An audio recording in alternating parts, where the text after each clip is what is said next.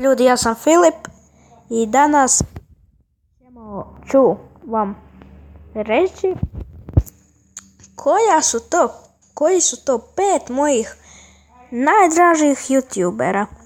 Od prvog mjesta najboljeg do 5. mjesta najgoreg. Pa još samo nešto da vam kažem. To je ovako. Ima Minecraft. Ovako. Tih 5 je Insani, poznati uglavnom srbijski youtuber.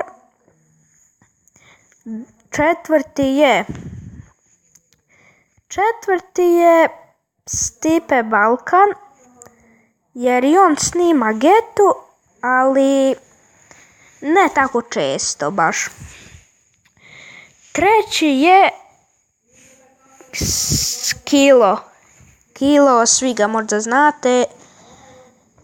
Evo ga, on je treći. Drugi je Veki, a prvi je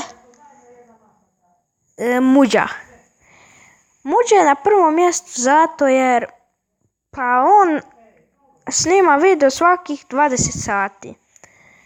Pa mu znaju danu prenesti na YouTube možda i čak 2 videa. Pa evo, to je bilo to. Vidimo se u sljedećem videu. Ćao!